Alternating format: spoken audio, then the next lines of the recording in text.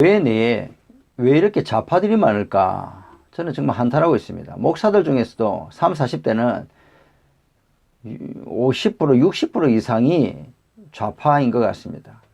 올바른 기독교 신앙을 가지고 성경의 정신을 이해한다면 어떻게 공산주의자가 되며 좌파가 될 수 있느냐? 저는 정말로 같은 목사로서 이해할 수가 없습니다. 저는 이런 상황 가운데서 한 책을 읽게 되었습니다. 이 책인데 어느 지식인의 죽음이라고 하는 김진락 씨가 적은 옥중수기입니다. 이 책은 1960년대 공산당 지하 조직 운동 중에서 가장 큰 규모였던 통일혁명당 사건을 이렇게 일으켜서 주범 3명 중에 한 사람으로 사형 언도를 받고 형장 예수로 사라져간 김진락 씨가 마지막 인생을 참회하면서 다시 역사 가운데 자기와 같은 사람이 나타나지 않기를 원하면서 적은 그런 옥중 참회 수기입니다. 이 통일혁명당 사건은 젊은 목사님들이 잘 모르고 저도 태어나기 전이기 때문에 잠깐 소개해 드리겠습니다. 박정희 정부 시절 1968년도 8월 24일 중앙정보부에서는 통일혁명당 사건을 발표하면서 158명이 검거되고 50명이 구속자를 낸 1960년대 최대의 공황사건으로 기록하고 있습니다. 주범이었던 김종태가 4차례에 걸쳐 북계 김일성과 면담하고 통일혁명당을 결성하여 혁신정당으로 위장 합법하여 반정부 반미데모를 전개하는 등 반정부 공격과 반정부적 소요를 유발시키는 데 주력했다고 발표했습니다. 통일혁명당 사건은 김종태가 월북해 조선민주주의 인민공화국의 지령을 받고 자금을 받아 결성된 혁명조직이었는데 김종태, 김진락, 이문규가 월북해서 조선노동당에 입당했고 이진영, 오병환은 1968년도 4월 22일 월북해서 교육받던 중에 통역당 사건이 터지면서 북한에 머물렀다고 되어 있습니다. 김종태, 김진락, 이문규 중에서 김종태는 김진락의 삼촌입니다. 친삼촌입니다. 이민규는 또 포섭한 사람입니다. 김진락과 이문규가 둘이 이제 월북에서 교육받고 나서 이제 일어난 일들입니다. 이 사건으로 김종태, 이문규, 김진락은 사형을 선고받고 서울대학교 경제학과를 졸업하고 육군사관학교에서 교관을 하던 신영복은 1심과 2심에서 사형과 대법원에서 무기징역을 받고 복무 중에 20년 만에 출소를 하게 되었습니다. 중앙정보부는 암호를 왜곡하여 이문규를 구출하러 온 북이 파견한 공작선을 격침하고 이명을 생포하였습니다. 그 다음 박성준은 15년형을 선고받았는데 왜 그랬느냐? 노무현 정부 때에 국무총리란 한명숙 자기 아내를 포섭했다고 하는 형을 받아 15년형을 선고받았습니다. 윤학진은 무기징역을 선고받고 20년형으로 감형되었습니다. 이 사건으로 158명이 검거되었는데 73명 송치, 23명 불구속, 무장공작석 1척, 고무보트 1척, 무전기 1대, 기관 단축 12정, 무전기, 라디오, 미화 3만 달러, 73만 원 하나, 이런 것들이 압수되었습니다. 김종태는 사형을 선고받자 김일성이 해주사범학교를 김종태 사범학교로 개칭하고 영웅치고를 주었다고 하는 것입니다. 신영복은 사상 전향을 했다고 하면서 1988년도 출소했는데 말지와 인터뷰에서 전향서는 썼지만 사상을 바꾼다든가 동지를 배반하는 일을 하지 않았으며 통역당에 가담한 것은 양심의 명령 때문이었고 향후로도 양심에 따라 통역당 가담 때와 비슷한 생각으로 활동하겠다 밝혔습니다. 우리 문재인 대통령이 그렇게 존경하는 한국의 대사상가 신영복 선생은 이 책에 뭐 이렇게 되어 있습니다. 언제부터 그 혁명 동지들을 포섭하는 일을 할 것입니까? 이렇게 하니까 자기가 좀 있으면 육사 교관으로 가는데 그때부터 하겠습니다. 이렇게 말하고 있습니다. 그 당시 무슨 일을 하고 있었냐면 이제 CCC에 간사로 있으면서 사회과학 분야 분과위원장으로 있으면서 기독교 학생들을 사회과학이라고 하는 툴을 사용해서 전혀 표현하지 않도록 공산주의를 만드는 일을 자기는 아주 잘한다. 이렇게 자기 자신을 소개하고 있습니다. 김진락이 이제 신영복을 사상 교육을 시키면서 공산주의로 계속 성장시키는 그런 양육을 맡은 과정이 자세히 이 책에 기록되어져 있습니다. 그리고 서울대 경제학과 내에 그런 서클 동아리를 맡아서 자기가 공산주의, 사회과학으로 공산주의자들을 만들어내는 그러한 뿌락지 활동을 했다고 이 책에 상세하게 기록되어져 있습니다. 처음부터 김전락이 공산주의가 된 것은 아니고 자기 삼촌 김종태로부터 이제 점점 이제 경제적인 문제를 통해서 살살 이렇게 포섭을 당해서 나중에 김진락과 이문규가 북한에 갔다 온 후에 청맥이라고 하는 잡지를 통해서 공산주의 활동을, 그리고 학사주점을 통해서 청년 대학생들을 반정부 그런 반미 운동을 할 수 있도록 그렇게 이제 포섭했다고 하는 것을 이 책에 나와 있습니다.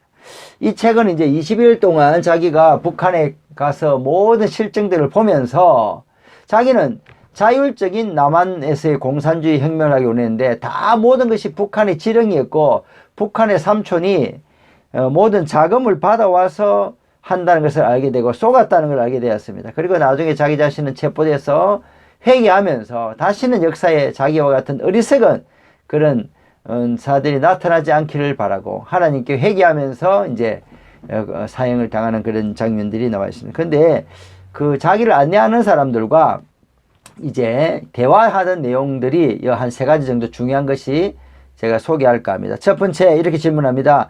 북한에도 국회 같은 것이 있습니까? 이렇게 물어보니까 북한에도 사법부, 행정부, 국회가 있습니다. 그러나 특별히 인민들을 대표하는 국회와 같은 인민위원회가 있는데 국민들이 뽑는 것이 아니라 당에서 임명하고 모든 것들을 지도하는 것은 당입니다. 당에서 정책을 수립하고 모든 것을 통제하고 지도하는 것입니다. 저는 이 책을 읽으면서 왜 문재인 정부가 지금까지 정부와는 다르게 사법, 행정 그런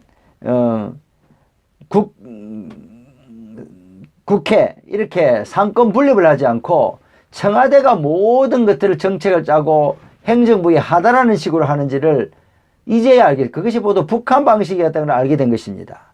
그리고 공수처를 출범시켜서 모든 상권 분립을 무력화하고 청와대가 모든 것들을 정부 요인들을 언제라도 체포할 수 있고 조사할 수 있는 그런 전 상권 분립을 이렇게 망가뜨리고 정권을 행사할 수 있는 공수처를 출범하려고 한 이유를 알게 된 것입니다. 이것이 다 북한 방식이었다는 걸 알게 된 겁니다. 이제 3개월 있으면 이제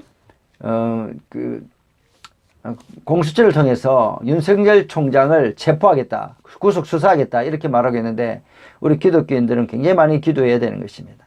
두 번째로 상공업에 대한 사회주의는 어떻게 이루었습니까? 이렇게 질문합니다. 그 책에 320페이지 이렇게 나옵니다. 우리도 공산주의를 하는데 13년이 걸렸습니다. 사실 사유재산을 말살한다는 것은 대단히 어려운 일이요. 누구나 물욕과 재산욕이 있습니다. 그렇기 때문에 사회주의가 아무리 좋다고 한들 개인의 재산을 압수하는데 좋아할 사람은 아무도 없을 것입니다. 그래서 당장 개인 공장이나 기업체를 없애버리는 것은 어려웠습니다. 처음에는 개인 기업체나 공장에 대해서 국가에서 많이 원조해줘서 그 생산을 장려했습니다.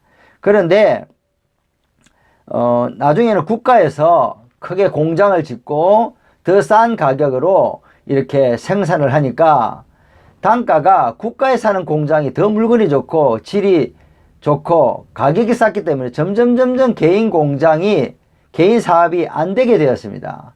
그렇게 되니까 그 물건이 안 팔리게 되자 개인 사업체와 공장들이 점점 망하게 되었습니다. 거기다가 점점 세금을 계속 올리게 되니까 국가에서 하는 그런 기업체, 공장은 세금을 맞지 않고 개인 사업자들은 세금을 계속 올리게 되니까 자연히 개인 공장들이 다 망하게 되었고 물가 가격이 올라가게 되니까 그 공장이 망하게 되었습니다. 그렇게 되니까 버티지 못하고 팔려고 했는데 팔리지가 않게 되니까 나중에는 헐값으로 국가에서 인수를 하게 되니까 자연스럽게 다 국영 기업이 되고 사회주의화가 되게 되었습니다. 이렇게 말했던 것입니다. 그럼 여기는 상점은 없습니까? 이렇게 질문하니까 이렇게 말합니다. 백화점도 있고 식료품도 있고 의료점도 있습니다. 그러나 다 국가가 운영합니다. 상점마다 지배인이 있어서 운영하게 되는 것이죠. 이렇게 말하고 있습니다. 요즘 국가 재난 자금 100만 원을 준다고 했는데 100% 준다고 그러는데 나머지 부족한 돈은 개인 기업이나 재벌에게서 이제 자발적 후원을 받는다고 했는데 이것이 바로 북한 방식이라고 하는 것을 제가 깨닫게 되었습니다. 이번에 대한항공을 다 정부에서는 넘어지는 국가들에게 지원금을 주고 나중에 그 개인 기업이 운영하게 했는데 나중에 국가에서 지금 이런 말이 나오고 있습니다. 그 주식의 일부를 상당 부분을 국가가 소유하겠다. 이것이 뭡니까? 대한항공도 국가에서 이제 국유화하겠다. 재벌들도 이제 처음에는 조금씩 그 국가가 도와주면서 그것에 대한 지식을 국가가 소유하겠다. 이것이 바로 국유화를 의미하는 것입니다. 우리 처음에는 아주 적은 분야 조금만 이렇게 국가가 지분을 가질 것입니다. 주식을. 그러나 그것이 점점 지분이 높아지면서 결국 모든 기업들이 재벌 기업들이 국유화되는 것이죠. 우리는 굉장히 정신을 차려야 되고 사회주의로 가기 위한 짜여진 각본에 의해서 가게 되고 결국에는 이제 고려 연방제로 인한 그런 남북한의 그런 사회주의적 통일로 가고 있다고 하는 것을 우리 국민들이 아주 깨달아야 되고 특별히 기독교인들은 더 깨달아야 될 것입니다. 세 번째입니다. 그럼 교회는 어떻게 해서 없어졌습니까? 이렇게 질문합니다. 이렇게 말합니다. 326페이지입니다. 예수쟁이들은 아주 골치가 아파서 해방 후 한참 동안은 성당이나 예배당에 다니는 놈들이 많아서 그렇지만 사회주의로 전환하게 되면서 일하지 않으면 못 먹고 살게 되니 제놈들이 성당이나 예배당에 나갈 시간이 어디서 다니는 놈들이 하나는 줄어드니 신부나 목사도 하는 수 없이 문을 닫을 수밖에 없어서 전쟁이 끝난 후에는 전쟁 때 예수장이들이 양키들이 앞잡이 노릇을 했다고 인민들이 들고 일어나 규탄하는 바람에 교회라는 것이 싹 없어졌어. 그런데도 5, 60대 되는 사람들 집안에서 그 잘난 하나님을 집구석에서 믿었던 모양이나 사회주의 교육을 받은 자식들이 부모들을 반대하여 이론으로 설득하여 점점점 교회를 안 가게 되니 교회가 자취를 감추게 되었어. 자식들을 공부를 했으니 무식한 부모들이 보다 아는 게 많고 또 종교를 믿으면 사회생활 직장에서 놀림감이 되니 살아가는 지장이 많게 되니까 어떻게든 부모들을 설득하여 믿지 못하게 된 거요. 이렇게 말하고 있습니다. 요즘 이렇게 보니까 자녀들이 부모에게 투표하러 가지 못하게 하고 또 교회 가지 못하게 하고 이렇게 설득을 많이 합니다. 자녀들과 60대 부모들과 자식들, 30, 40대 자식들이 많이 다투는 것을 보게 됩니다.